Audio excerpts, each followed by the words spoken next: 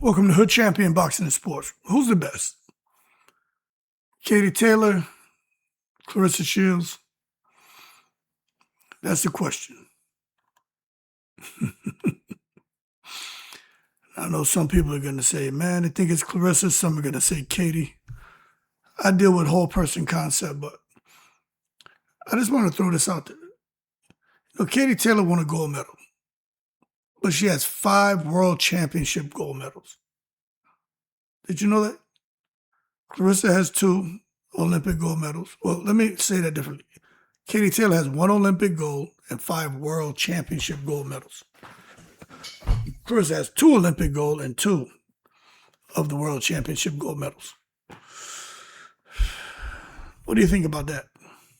5 world championship compared to 2, and then 1 Olympic gold compared to 2. Let me tell you this. It makes for a very interesting debate. Because, both women, they put women's boxing on the map. I'm not here to throw shade and shit. They have put women's boxing on the map. Katie Taylor helped bring women's boxing into mainstream and became the face of some of the biggest fights in history. Then, of course, we know Claressa with her medals and all that in the different divisions and dominating whoever she got in the ring with. But I just thought it was interesting when I found out about Katie Taylor and how many world championship gold medals she had. And she doesn't say anything about it. She just chills. She's not here talking about amateur accomplishments, professional accomplishments, championship success. She just sits back and she's just in the breeze. Eddie Hearn will talk about the quality of opposition, those other things, global impact, star power, legacy. But fans are kind of split when they start talking about who's the greatest woman of all time. There's all kind of names that come up. But Katie Taylor and Big GWOAT, because Claressa, she calls herself the GWOAT, but some are saying, nah, man, Big GWOAT is Katie Taylor. Now, I don't think there'll ever be a unanimous answer. That's why it's kind of fun to have these debates, because people get pretty passionate. Now, Katie Taylor, she changed women's boxing globally. That may be Katie Taylor's greatest accomplishment. Not what she did inside the ring, what she did for the entire sport. You know what I mean? Women's boxing has been struggling for quite some time to get that recognition in many parts of the world. But her success increased the television exposure, attendance, sponsorship opportunities, mainstream acceptance. She really helped women's boxing become a major attraction. And like I told you, man, as an amateur, gold medal, legendary amateur career, amateur record, incredible. Some say her as an amateur, it's the greatest record ever. Then the 5 world championship gold medals. It's crazy. She had historic rivalries. She's about to retire. So it's important we start to have these conversations, have fun with it. But, she had the historic rivalries. Of course, everybody knows about Serrano with the trilogy. But the bottom line is, she generated enormous attention. And women's boxing ended up in new territory because she was able to push it there. And those events she had with Serrano, shit became cultural moments, man. And she would fight anyone. She don't care how difficult the fight is. She finds a way to up it. She gets a lot of respect because she was willing to fight anybody. Elite opposition. Matter of fact, let me do this.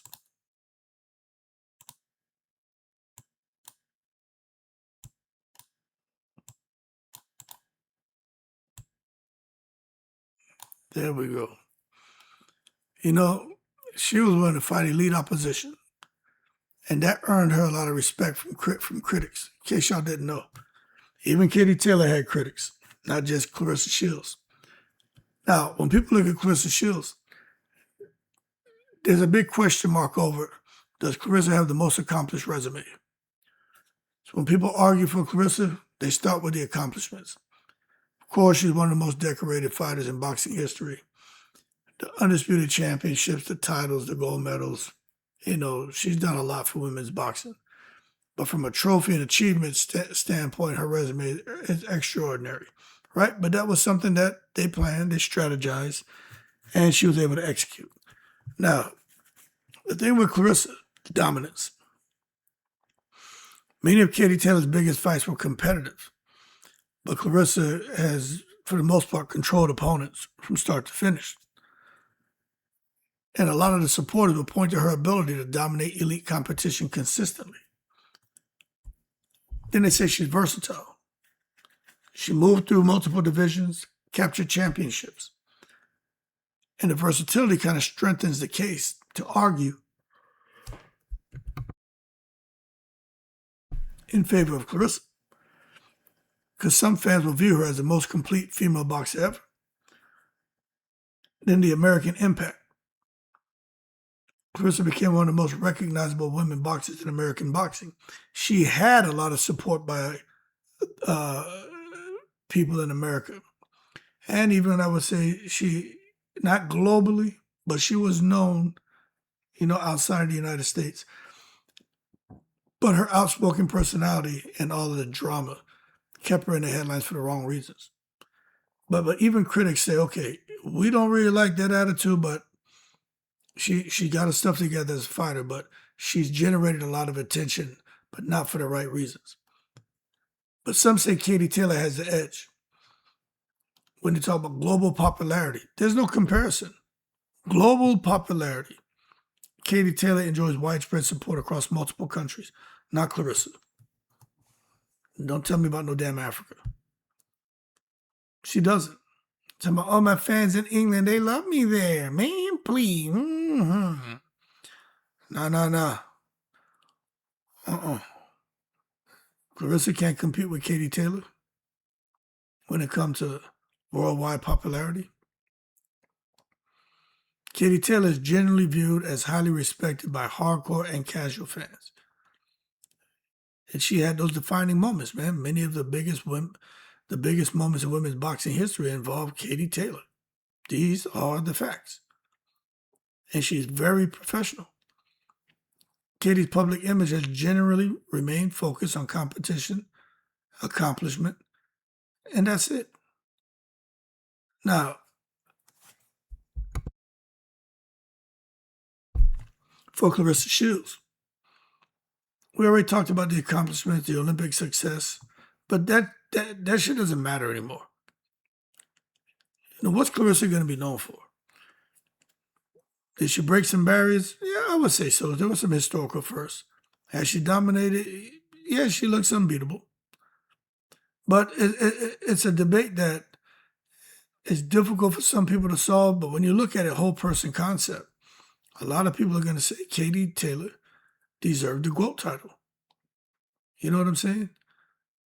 But that's why people are split. Some think about championships, achievement, titles. Others think about impact, popularity, influence, attitude, and who you inspire.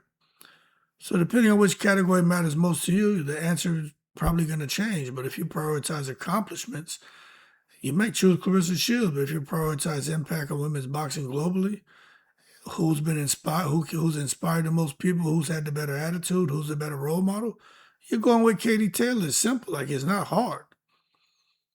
So the bottom line is, I think there's a common view among boxing historians and even fans, right, when they set the emotion aside. Greatest accomplishments, when you just look at the resume, probably Claressa. Global impact, Katie Taylor. Most decorated, Claressa. Universally respected, Katie Taylor. You know what I'm saying? Who's inspired more people? Katie Taylor. Who serves to be the example? Katie Taylor. Now, there's also Layla Ali and Amanda Serrano, but this is about Katie Taylor and Claressa Shields. But the reality is, women's boxing likely wouldn't be where it's at today, without all of these names I just mentioned: Katie Taylor, Claressa Shields, Amanda Serrano, Layla Ali. This is why Katie Taylor and Claressa that's a debate. For some people, they may not have a definitive winner, and why fans will argue for years to come. But when you look at what Claressa has done, especially in the last year, and it goes beyond that, where she hasn't tried to bring women together. She's been combative. She's been divisive. Her attitude has been horrible. She's assumed a villain role. So because she chose virality over professionalism and being disciplined, in a lot of people's eyes, she hasn't even earned the right to be in this conversation. But I try to be fair. That's why I'm doing this video. But I also got to be fair to Katie Taylor, because she hasn't been caught up in no bullshit like Claressa. So, who's the best? If you're talking whole person concept, I mean, it's easy to pick. It's Katie Taylor. If you're talking whole person concept with Layla Ali and Claressa, it's Layla Ali. If you're talking whole person concept with Amanda Serrano and Claressa, it's Amanda Serrano. Remember, man, it's not just about winning fights. It's about who you inspire, who you motivate. You know what I'm saying? What about your character? What about your integrity? Your brand? And that's why I say it's so disappointing to see where Claressa Shields is at. Because she had the opportunity. And not almost everyone I talk to agrees with this. She had the opportunity to take women's boxing and the ladies to a level much further than what Layla Ali brought it. Because she had it, man. She had Layla's endorsement. Claressa could fight. She had it. But she threw it all away to be the villain. And now, when the people do get into these debates, it can easily be resolved with one quick statement. Is Claressa liked? And you watch her supporters, they get peanut butter in their mouth. She's not liked. How you going to make her the best of anything? We're talking whole person concept. She's not even liked. So most people say she shouldn't be in the conversation. But if you're just talking accomplishments, you know, then some people will say, hey, man, 1 Olympic gold medal for Katie Taylor and 5 world championship gold medals. That's 6. Claressa only had 2 gold medals and 2 world championships. So we start off there. Katie Taylor kills her from the amateurs. So there's no need to debate that. Katie Taylor smashes her. Then you go on to the professional ranks. See, Katie Taylor won championships in 2 weight classes. But she had stiff rivalry. She had competition. Although Claressa has, the multiple undisputed distinctions in a 5-weight division, who has she fought? Some would say she fought tough competition, made them look easy. Others would argue that. Except for that, what's her name? Savannah Marshall fight. Even Hannah Gabriel's, some people, they would say that was a tough fight. Just because she got flat, it was a knockdown. But, she still did what she had to do. But if Hannah Gabriels had more confidence, I think that fight would have gone a lot different. But even she didn't. She had kind of doubted herself going into that fight. But Claressa she had it, folks. She just threw it away. So if we're going to have a conversation about who's the best right now, Katie Taylor, Claressa Shields, if you don't look at whole person concept, you may go with Claressa. But if you look at whole person concept, there's only one person to go with. That's Katie Taylor. Keep cool, I'm in the breeze.